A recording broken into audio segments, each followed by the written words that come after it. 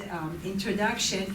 Manel had originally asked me for an abstract, and then he didn't follow up on that, and I can see why, because the title is the abstract, right? So I want to start by thanking those of you who worked so hard to put this together and who invited me to participate. I'm delighted to be here. Not easy to get here, but I'm very happy to be here. And I also want to congratulate Professor Levin. She'll come back. The last topic there, institution building through pedagogical innovation, which I know she's done a lot of, relates to what I'm going to be talking about today. So, back to the title. I want to examine what heritage languages, what has happened in heritage languages in the last 20 years. And I want to do that by asking two questions. The first question is, what is the state of heritage language education in foreign language departments? And then the second question, how has heritage language education changed the field of foreign languages? So the second question is a much deeper one, right? And that's what I'm going to end with. Now, I decided to call this 20 years of heritage language education, really because it sounds good. But heritage languages have been around much longer. They've been taught much longer than that. They go all the way back to the beginning of this country. They were already taught, in small local community schools. In Spanish, they've been taught since the 1920s. There's there's literature that dates back to the 1920s. In the 1970s, if you look at the work of Guadalupe Valdez, it's almost all there. It's really quite remarkable, right? So my reason for saying 20 years has to do with the fact that the Heritage Language Initiative was launched in 1998 by the National Foreign Language Center and the Center for Applied Linguistics. And it was really the first time that there was this national movement to look at heritage languages and to bring them to people's attention and to try to see what could be done to parlay the language skills of our heritage language learners to fill the language needs of the country. So what I want to do is look back at the 20 years and use that to project forward where we should go for 20 years after that. So again, the question I'm going to start with is, what is the state of heritage language education? And that's a question about how widespread is heritage language education. Basically, how many courses are being taught, who's teaching them, how do they compare to L2 courses? The second question, as I mentioned earlier, it's a deeper kind of question, and that has to do with how have heritage languages changed the field, right? So, the first 20 years of heritage language studies, not the first 20, but I'm going to call them the first 20 because it sounds good, can be characterized by the fact that there's been vigorous innovation in three areas: research, pedagogy, and field presence. In the area of research, we've seen a lot of very good work on HL grammars. What do they look like? How are they different from the grammar of native speakers? And how are they different from the grammar of L2 speakers? There's also been quite a bit of work done on HL learners' affective profiles, their aspirations, their needs, right? How they use language, why they study language. Recently, there's been some very interesting research that compares heritage and L2 learners when they work together in task-based work, in paired heterogeneous pairing, so HL learners working with L2 learners. There's also been, not enough, but some work on HL learners' functional skill.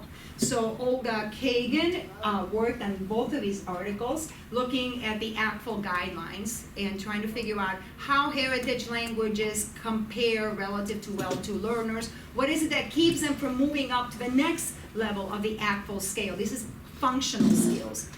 And there's been work on literacy by some of your esteemed colleagues here, and not enough work on literacy, I should say. This is an area that remains relatively under research. So all all that research has led to the creation of a signature HL pedagogy. I'm going to go quickly through this, and I'm going to use the red to call your attention to some ideas that are going to come at the end of this presentation. So I just kind of want you to store them in your mind if you can. So a very basic principle of HL instruction is build on what they bring to the classroom, because they bring a lot. Even the lowest of proficiency students already bring a lot of knowledge. So it's a question of expanding their repertoire, building on what they can do. The second one involves developing language for real-world context, using language, in other words. The third one is targeting specific grammar points. And in this way, it's very different from L2 pedagogy, which follows an exhaustive presentation of grammar topics and a syllable, following a structural syllabus. HL instruction targets specific points as needed by particular students. Building on the work on students' experiences, aspirations, etc., there's always a component that responds to that socio-affective component of heritage language learning, because it's very important, right? And finally, a big deal for HL pedagogy is diversity, how to deal with diversity, because heritage language learners are so different from each other that part of the pedagogy has to involve dealing with this diversity. So again, remember the red, because I will come back to it near the end of this presentation. And in terms of field level presence, well, you can see that heritage languages now have a place in the field. They're quite visible. I'm willing to make this presentation available to anybody that wants it. So, don't worry. I mean, if you like to take pictures, please go ahead. But otherwise, you can have the presentation. So with all this stuff we now have, all the research, the signature pedagogy, all the institutional connections and capital that we have, what is being accomplished, right? So what I want to look at today is what the current structure or organization of programs, which consists of two tracks, an L2 track and an HL track. And I want to start out by looking at the HL track. I'll get to the L2 track later on. What I want to look at is all this research that has been done, the signature HL pedagogy, how does it manifest itself on the ground? Right, if we have a great pedagogy, but it's not being implemented, then it really does us no good. What good is the pedagogy if it never reaches the students, right? So the question is, what is the state of HL teaching in institutions of learning? This is a question that we set out to answer in a book that I co-edited with Olga Kagan and Claire Hitchens-Chick. It came out in 2017, last year. And the book, we have contributors from, you can see all those geographical sites, all levels of education, and a wide number of languages. What we wanted to do was try to track a little bit what's happening with heritage languages. By the way, it's a global phenomenon. It's not just heritage languages in the United States. With large-scale immigration all over the world, which is one of the characteristics of the late 20th and 21st century, heritage languages are everywhere, right? So we wanted to document, well, what's happening? What's being done in different parts of the world? What is being accomplished, and what are the challenges that are showing up, right? So we asked our contributors to address those questions, but not just to give us a description of what was being done in their particular location and language and level, etc., but we asked them to follow a framework, a very specific framework, the framework of institutionalization. This is a framework that has been designed to figure out how innovations, it could be in a school, a business, you name it, how innovations get assimilated into an institution.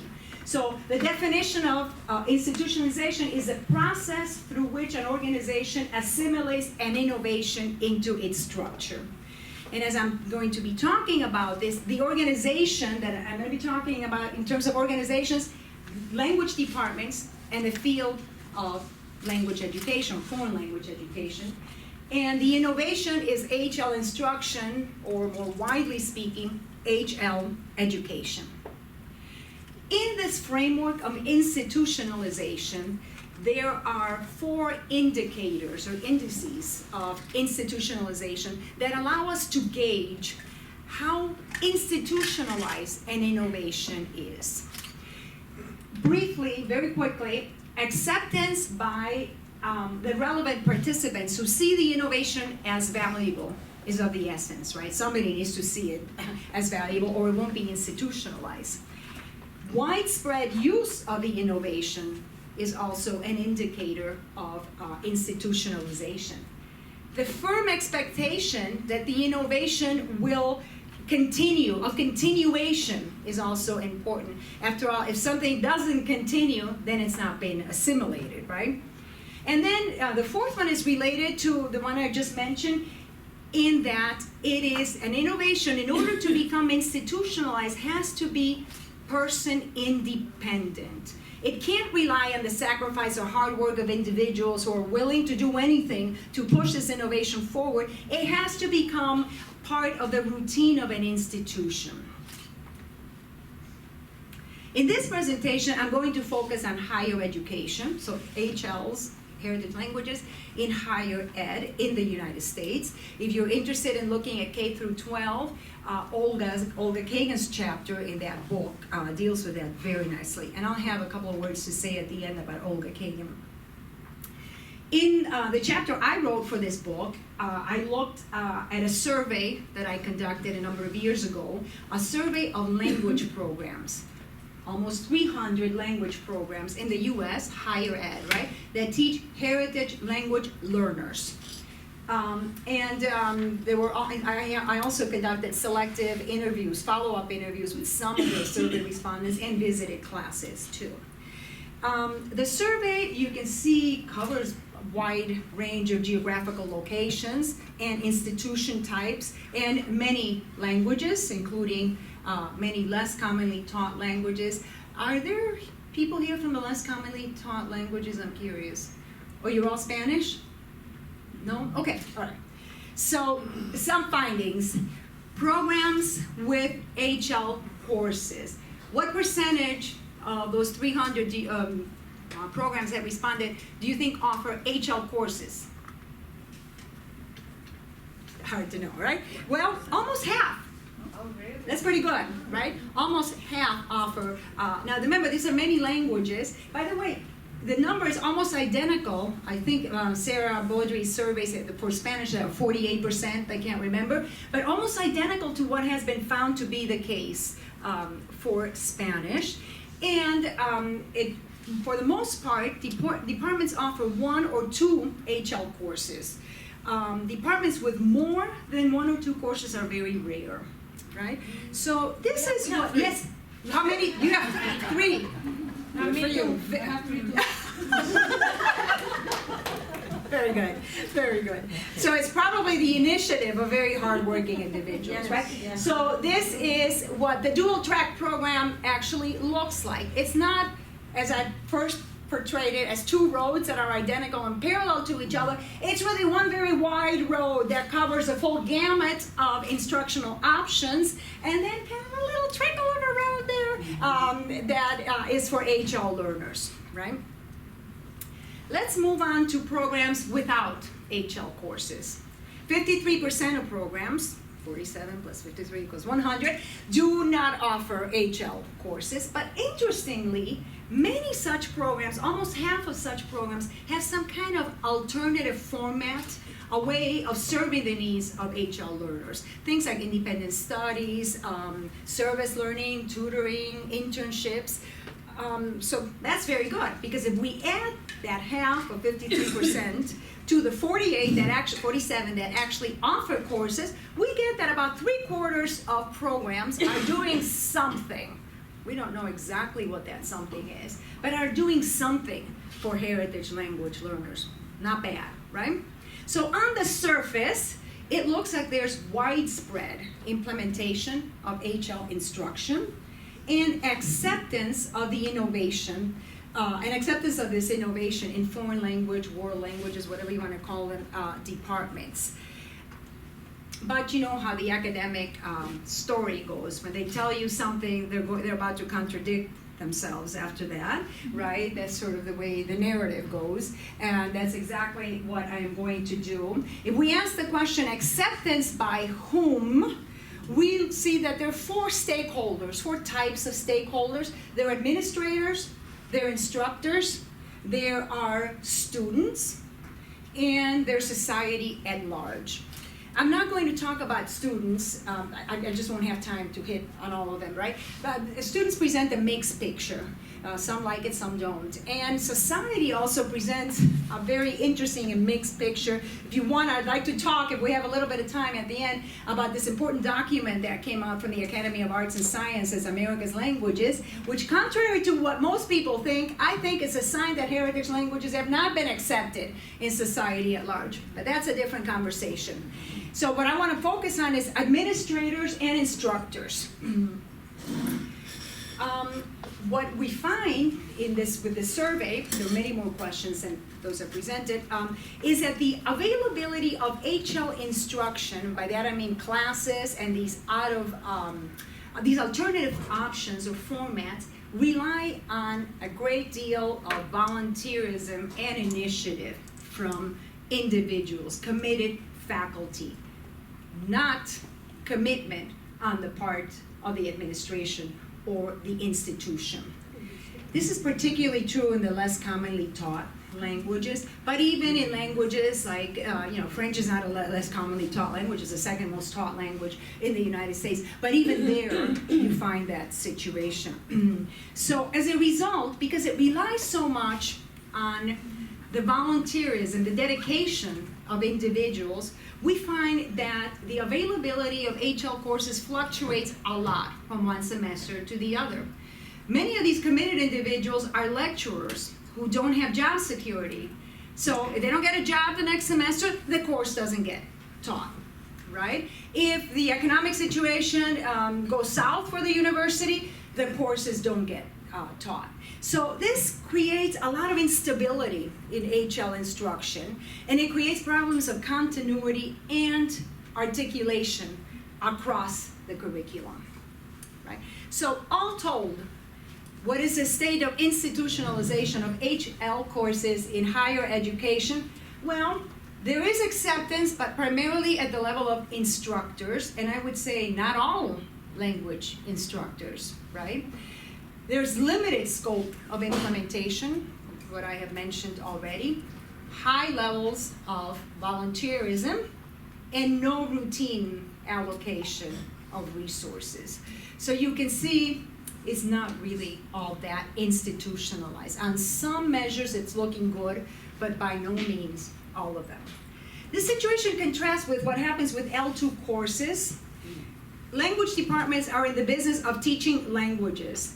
They don't have to make the case from one semester to the other for having L2 courses. It just happens. I'm talking about the staple L2 courses, right?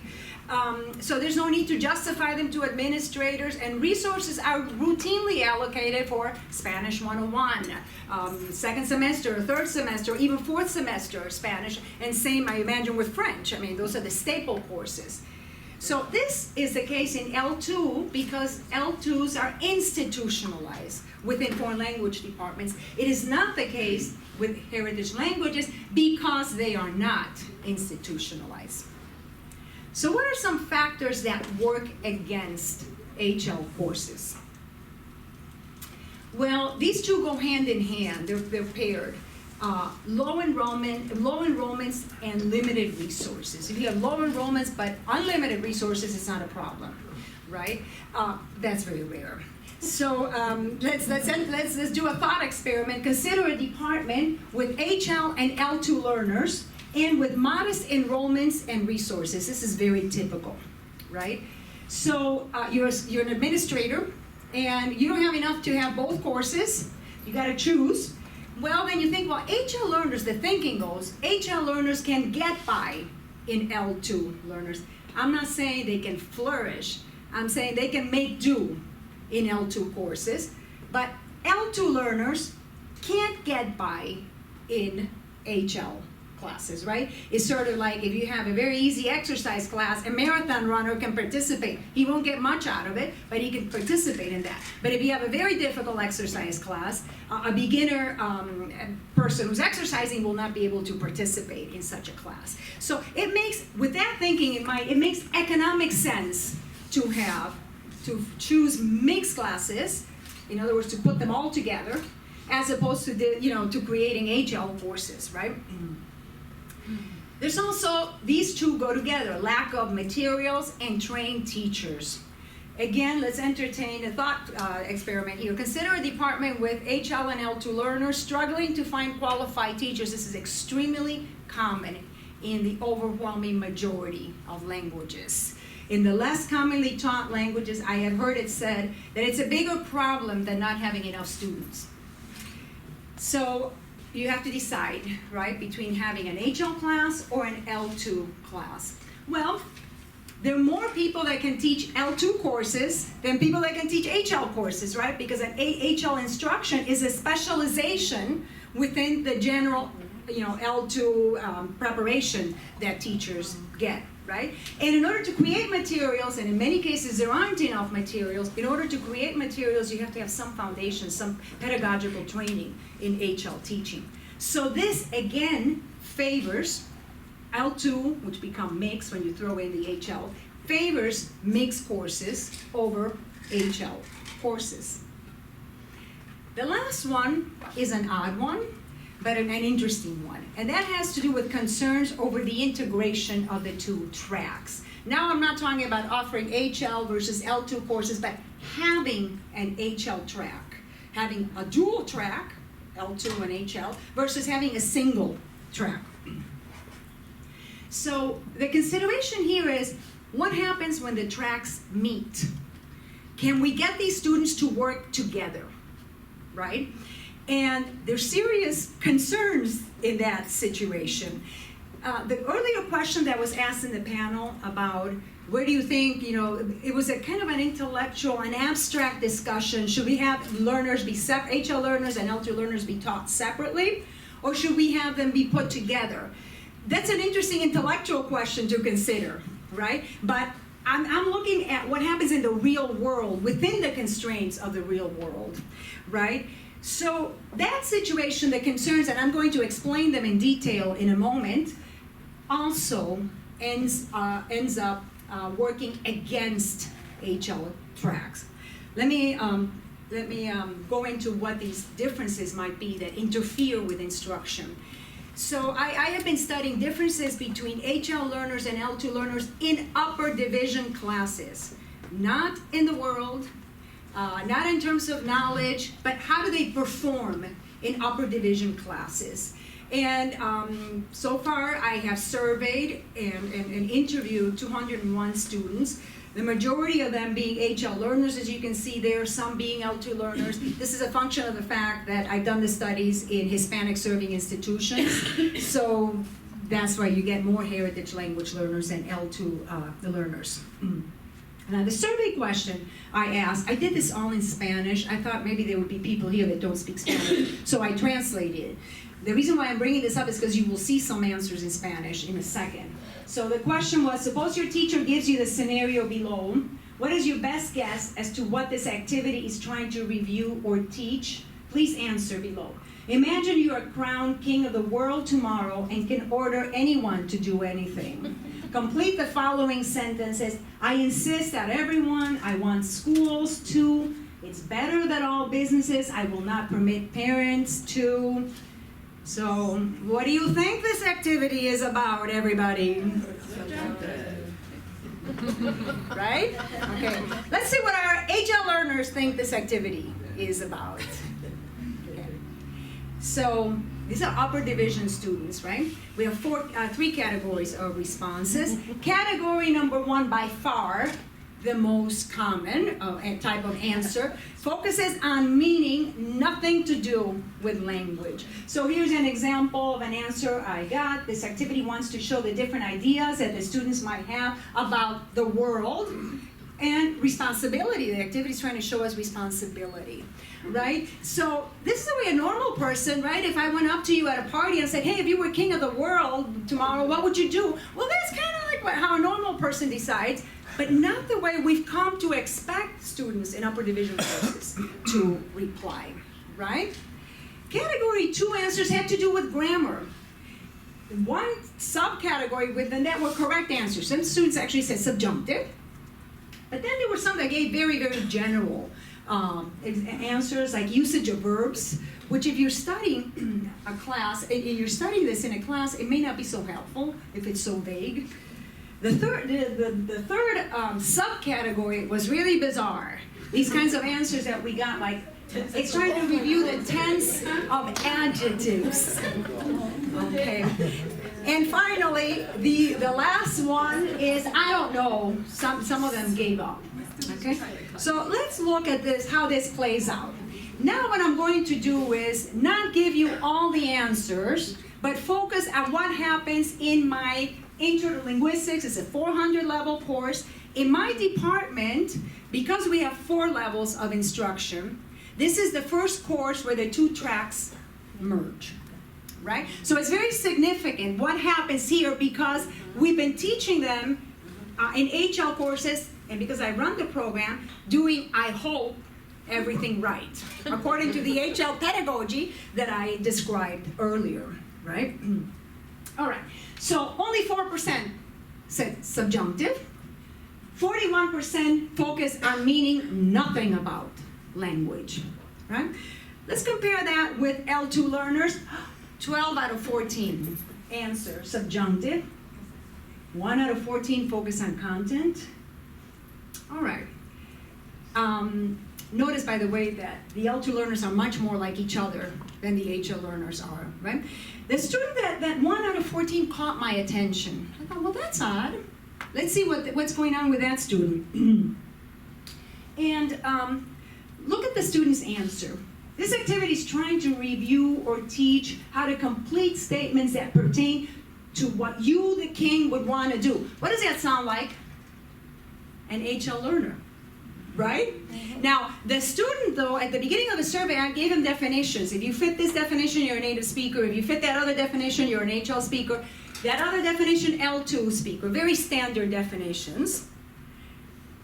The student classified himself as an L2 learner, notwithstanding that definition. But look at the student's answers to other questions. I want to learn Spanish because my family members speak Spanish. And then the short bio, we spoke English almost always, but there was some Spanish too. This student, who gave an answer like a heritage language speaker, is a heritage language student. So what do we learn from all of this? The context of learning matters. Now, this has been said before, that heritage language learners are more focused on content than language. Julio Torres has been doing some very interesting work on that. I discussed the notion of disciplinary literacy. Disciplinary literacy is what you know about a field that allows you to talk to other people in that field, to read a textbook, to participate, in case of language learning, to participate in a classroom like a normal language student, not thinking that somebody cares about what you would do for the world if you were king of the world, right? Now, HL learners have very little disciplinary literacy. It's been said that this, of course, relates to the fact that HL learners learn their language in the real world. So, of course, they look at meaning, and of course, they have no disciplinary literacy. But there's also a factor to add to that, and that is that when HL teaching is done correctly, it amplifies these natural tendencies, right? So when you have a program where HL teaching is being done, where you're teaching for them to use language in a real-world context, to de-emphasize grammar, expanding repertoires, and all that other stuff, what you're doing is you're getting the heritage language learners to function more like what their natural tendency is to do, right? I'm not saying that's wrong, quite the opposite. When I get to the end of the story, I'm going to say that's the way to do it for everybody, right? But what happens is that The HL track, actually, for all the good it does, it creates this, it exacerbates the differences between the two types of students. The more you do it, so the more courses you have, and the better you teach the courses from the point of view of what is acceptable pedagogy for HL learners, the more you exacerbate this difference, right? So then they come to my classroom and, wow, they're really, really different. So this comes back to the concern over the integration of the two tracks. You can see HL mixed classes make more sense if you're concerned about what happens when the tracks merge. So recapping, this all works against HL instruction, right? Economic problems, so mixed classes make more economic sense than having two tracks. Mixed classes make more staffing sense, and mixed classes make more programmatic sense. This may actually put a ceiling effect, may create a ceiling effect on what can be done in terms of offering HL courses.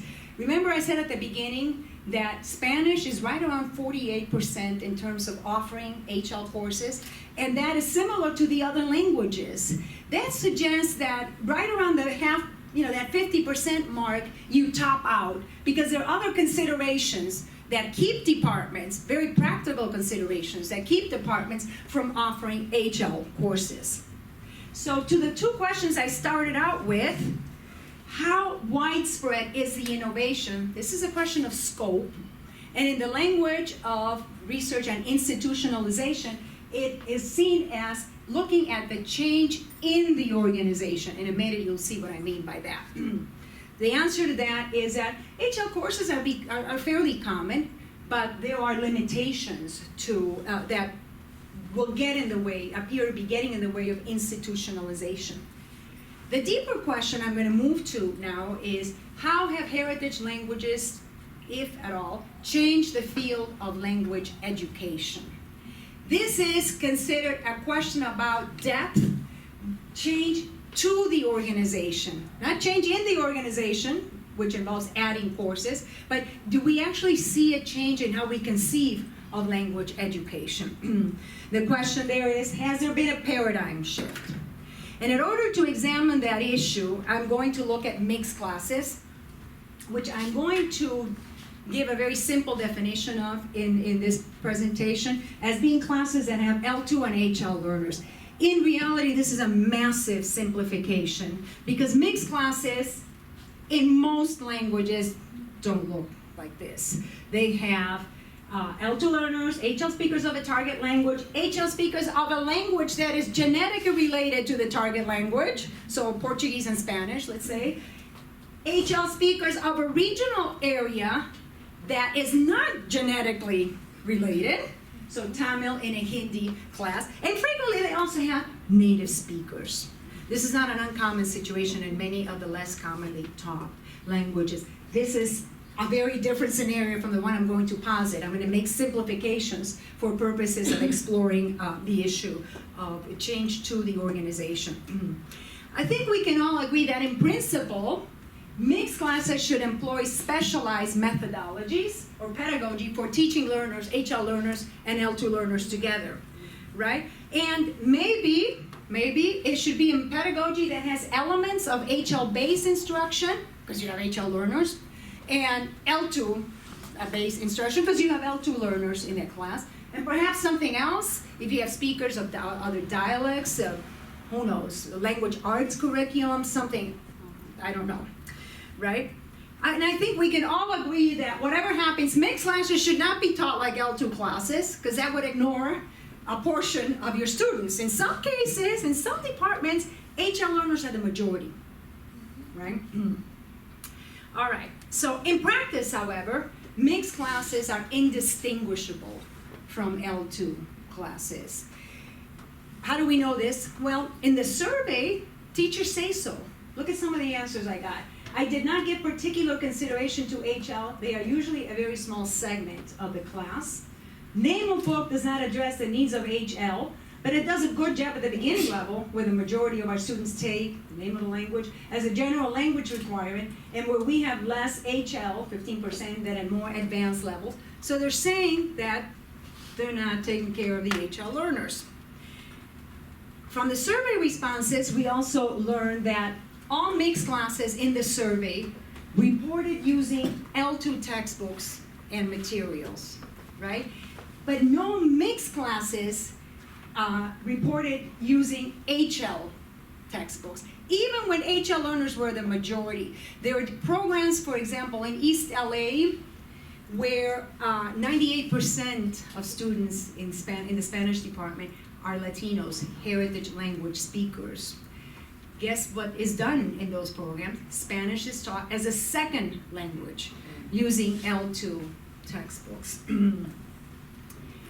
Interesting, in the real world, it has a parallel. There are no textbooks for mixed classes, but L2 books, now there's a tendency to do this, and I have done it in my textbooks. L2 books will ask you to put a marginal note here and there.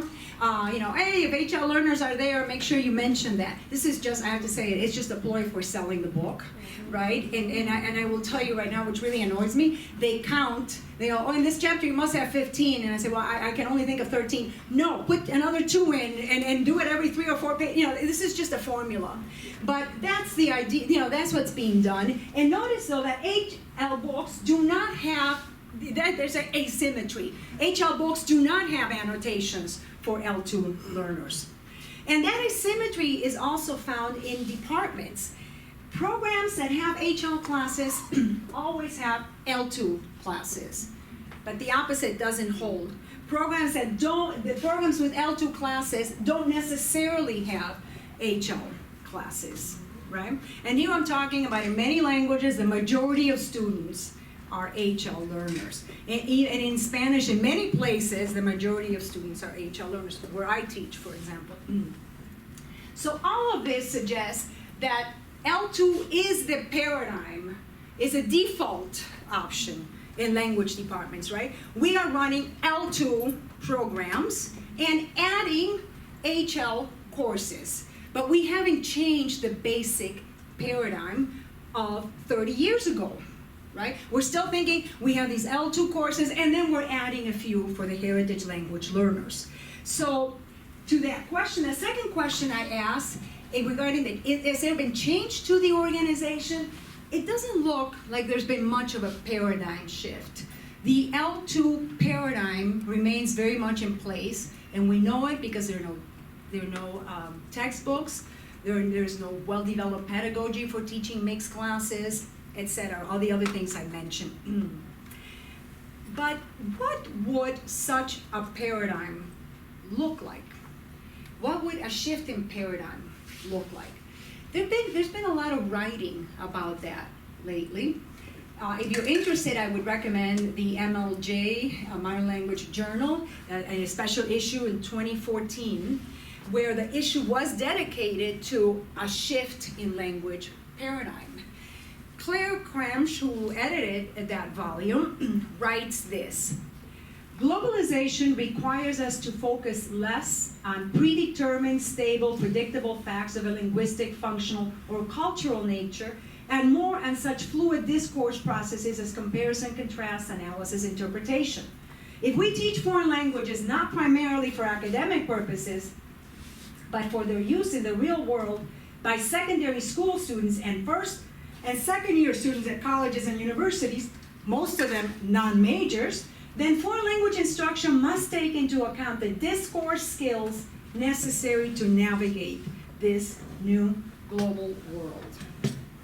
Working in a similar framework, that is, focusing on fluid discourse processes, Suresh Kanagaraja has looked at how communication happens in these places, these locations that he calls the contact zones. He borrowed that terminology from Mary Louise Pratt, who gave a very important presentation before the MLA in 1991.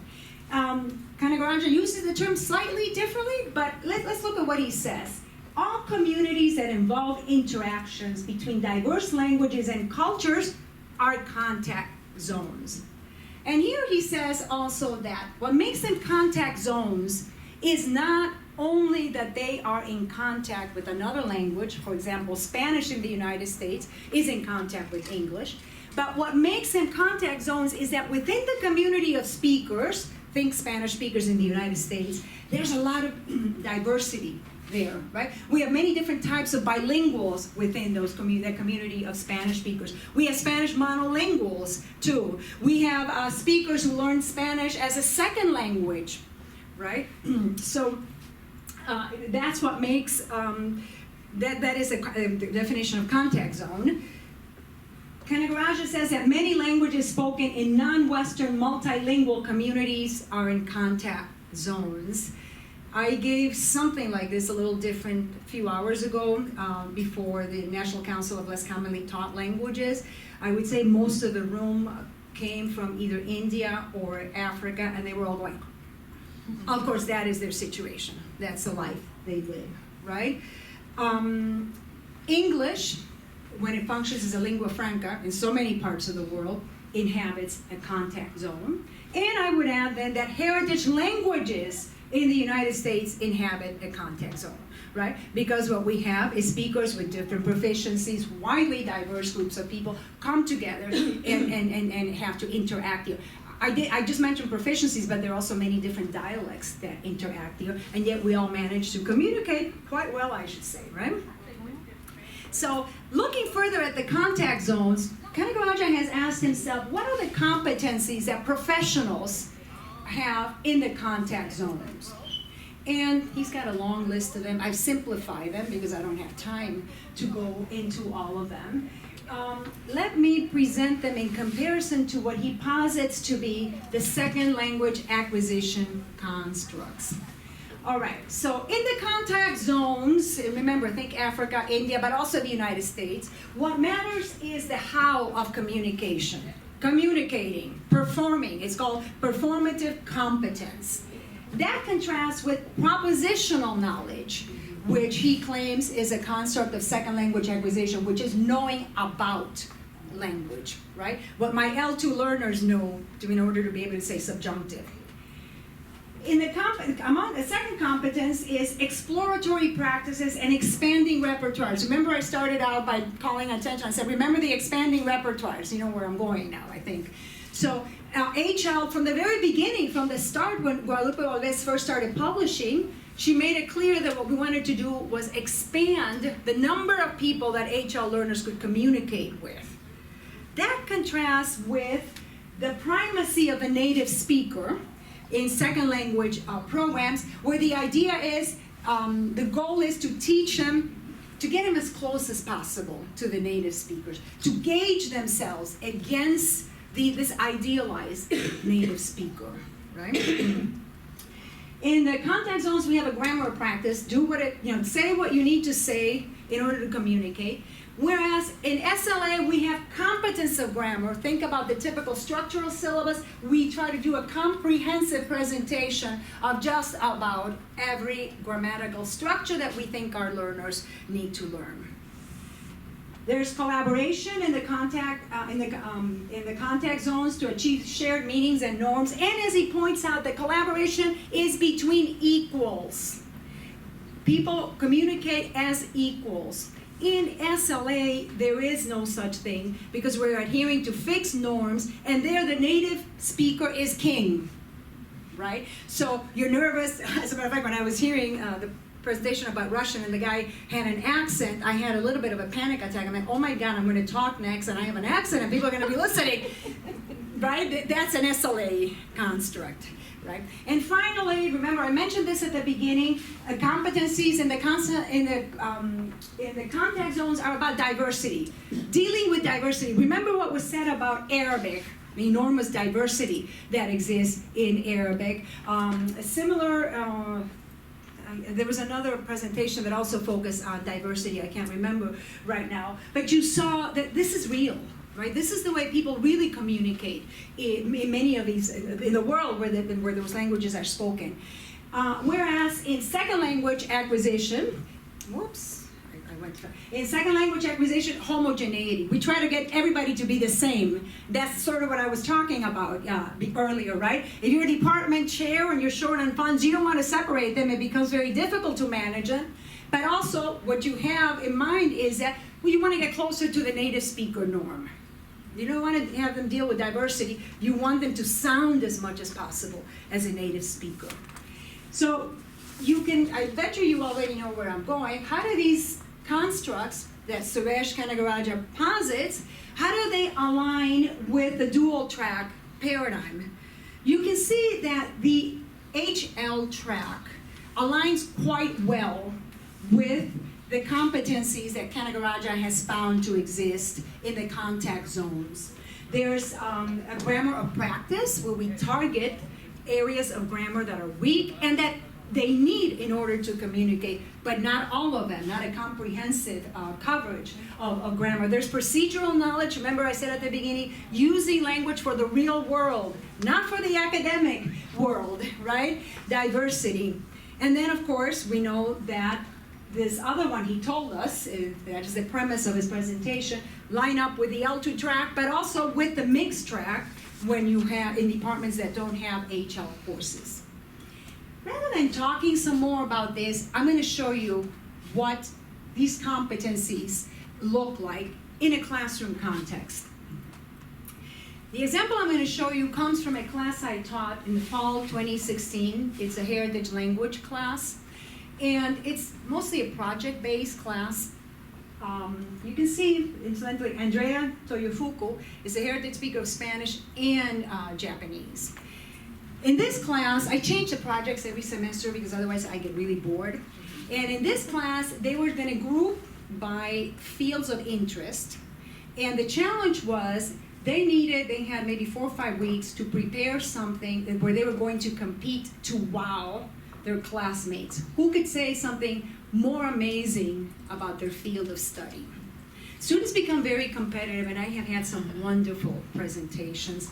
Just as an aside, the one that comes to mind right now is some students in business wanted to teach us the principles of how to run a business, but what they did was they taught us about drug cartels, how drug cartels smuggle money, make themselves look clean, but in so doing, they were teaching us how to run a business, but how they invert and pervert, right, the idea of running a business. Yeah, it was fascinating. Every semester I come home, you're not going to believe what I learned. Anyways, back to these students. They wanted to wow us with technology, and they wanted to win the competition, right? But they had a problem. Excuse me 1 second. The problem they had was that there was a lot of medical terminology and technical terminology that they had learned in the course of preparing this presentation, which they knew would not be understood by their peers, because the peers were studying something else, were preparing another type of presentation. They wanted to somehow convey this medical terminology or this specialized vocabulary, but remember, they're competing to wow us. And if you kind of give them a list of words, it just kind of interrupts the flow of presentation. So that was the challenge that they had. And I'll show you what they did. They did 3 different things with 3 different words. First word was hitos, which means milestones. The presentation was organized around these major breakthroughs in medical technology, and they knew they were going to be using this word time and time again. But they also knew that none of their peers would know that word. It's a very sophisticated word, and it doesn't look anything like English, right? It's not a cognate. And they had to figure out, well, what do we do? This is an essential word in this presentation, and our peers don't know it. So they decided on just putting in parentheses the English term. Notice that is not the monolingual standard, right? That's not what we do in SLA. We insist on using only the target language, right? But they know they're speaking to HL learners just like themselves who happen to be bilingual, so they're drawing on that repertoire to communicate as effectively as possible.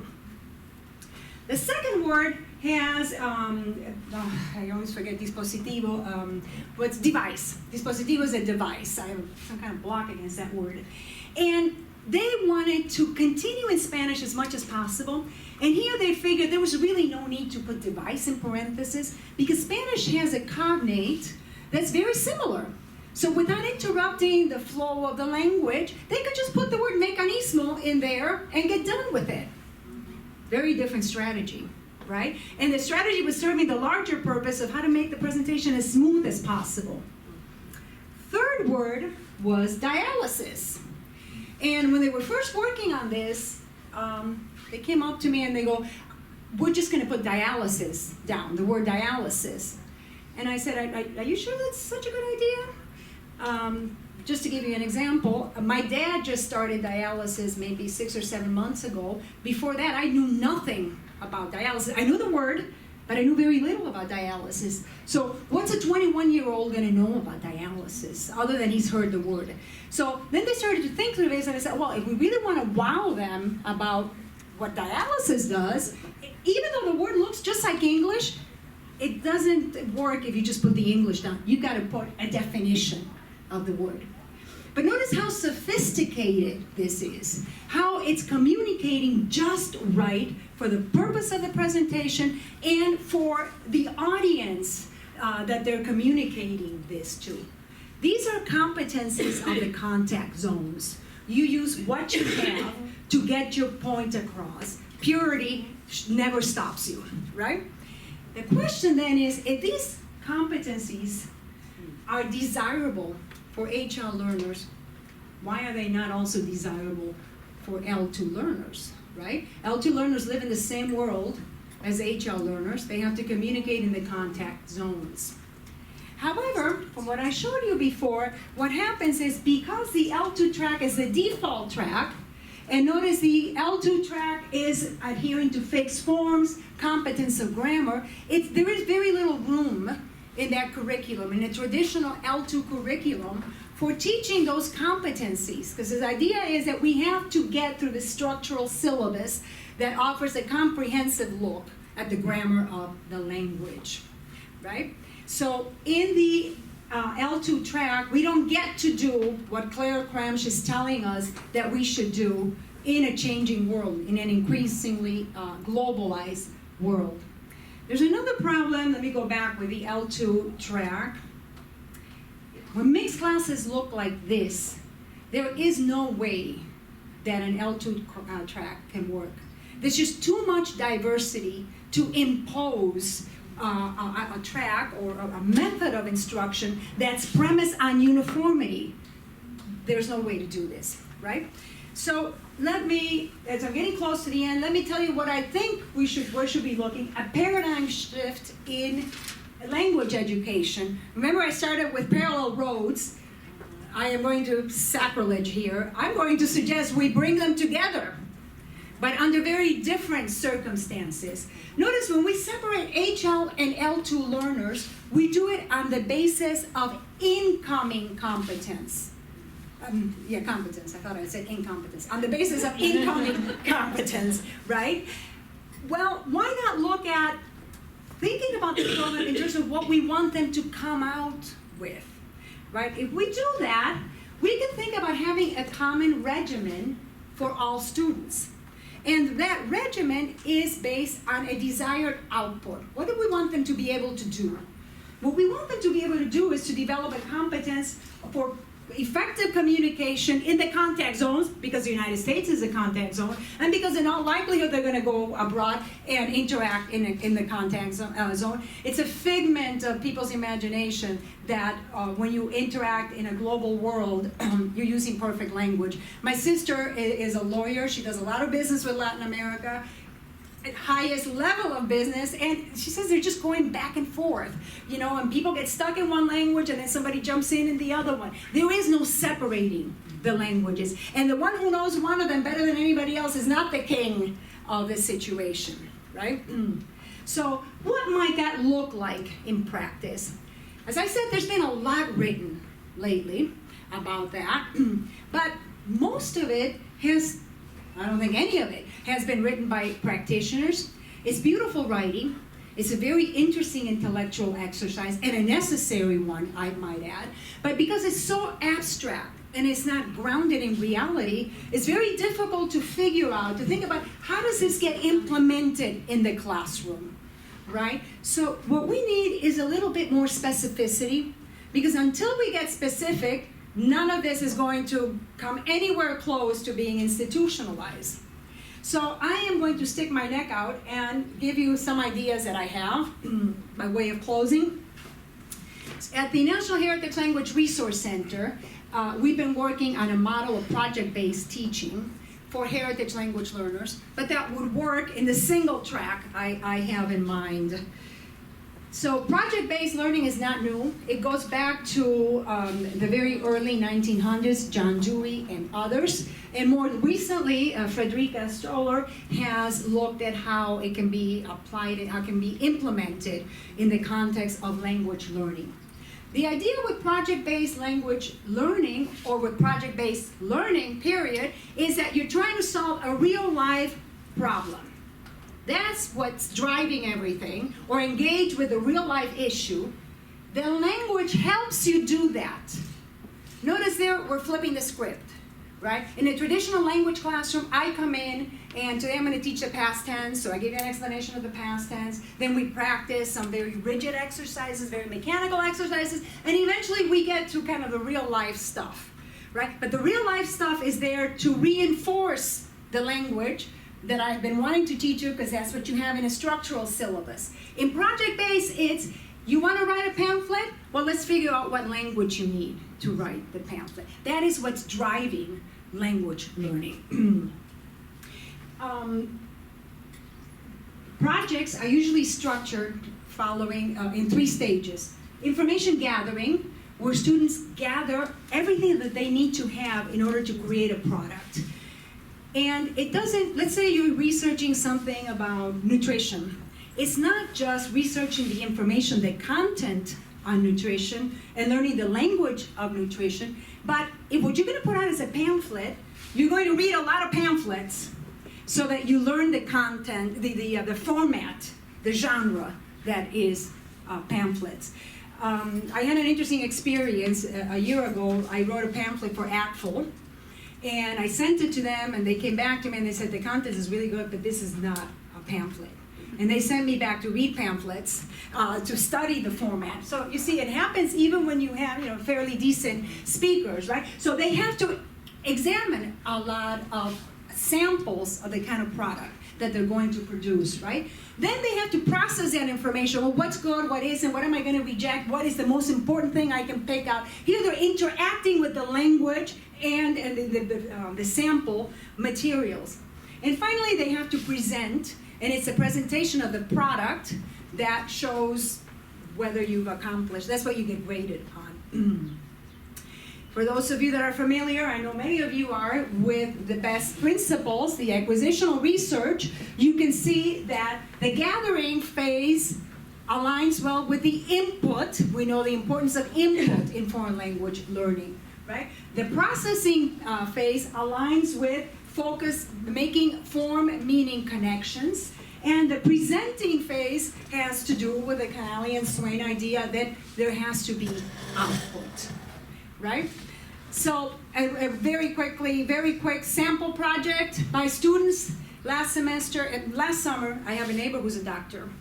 And he said to me, Maria, I've been studying Spanish for quite a few years now, and I don't understand my patients. What's going on? So I talked to him, and I realized that he was studying standard Spanish. His patients were using dialectal Spanish, they were using non-standard Spanish, they were using Spanglish.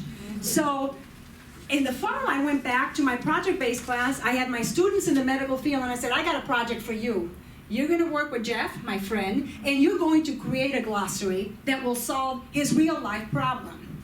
Sure enough, they created a 4-way glossary: English, standard Spanish, dialectal Spanish and non-standard Spanish, and then Spanglish.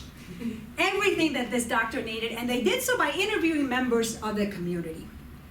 Now you might be thinking, well, this works really well with higher levels of proficiency, but if done right, it can work from the very beginning levels. In fact, what I'm envisioning is constructing an entire curriculum, project-based curriculum, starting from the earliest levels and going up as far as the advanced levels. And you can use the ACTFL can-do statements to do that. So for example, for beginning learners, the task can be input-oriented.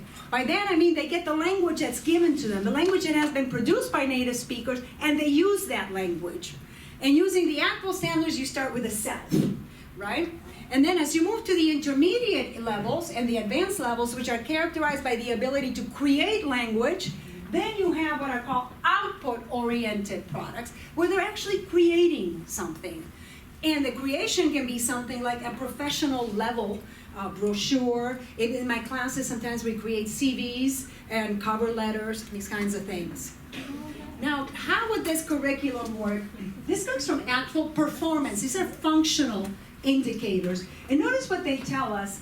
In order to get to the advanced range, you have to go from K through 16 to do that. If you're doing K through 12, high school, you're getting to about the intermediate range, right? So what can we do with a curriculum like that? Well, you develop competencies that are for the real world. I'm sorry, I just realized I forgot to mention something earlier. To think about these project-based curriculum, think about the piano curriculum, how you learn to play the piano. There's a repertoire, right? And you master little pieces, a little bit at a time, and you go from Twinkle, Twinkle, Little Star to Beethoven, right? Or even harder than Beethoven. But it comes in practicing specific pieces that you move forward, that you learn techniques, and then you learn theory. So that's how I'm envisioning the projects. Increasingly difficult, where they're performance-based, and students move up the scale of proficiency. So what are the advantages of this approach? Develops competencies for the global workforce because it's based on real-world problems. And it lends itself to dealing with diversity, right? If you have HL learners and L2 learners in the same class, it doesn't matter. They're both going to finish projects that are appropriate. You can have many projects being done in the class at many different levels.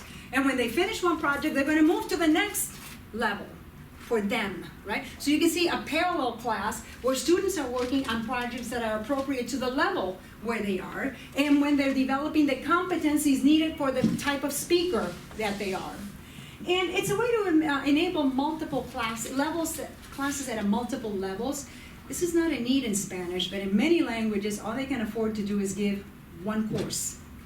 And that kind of renders it impossible to get to higher levels in some of the less commonly taught languages. But if you can have a course where you can have multiple levels because students are moving in a sequential fashion from one project to another in increasing complexity, you can see that there are no boundaries, right? You can take the same class 10 times to move through all these projects. And it may be a way to increase offerings in languages. Right now, look at Spanish.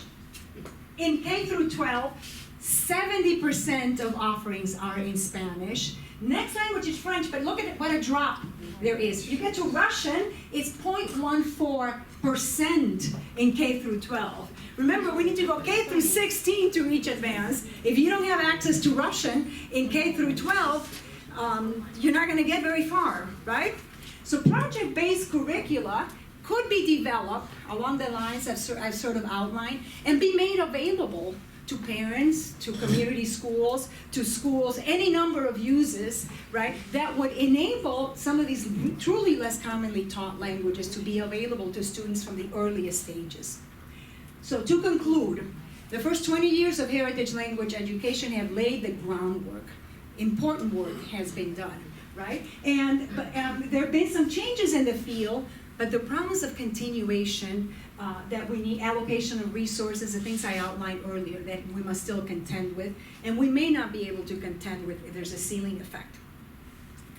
Regarding change to the field, I think the next 20 years should be about leading the way towards the kind of paradigm change that people like Claire Kramsch, Suresh Kanagaraja, and many others, Joe LoBianco, have been talking about. A competency of practice.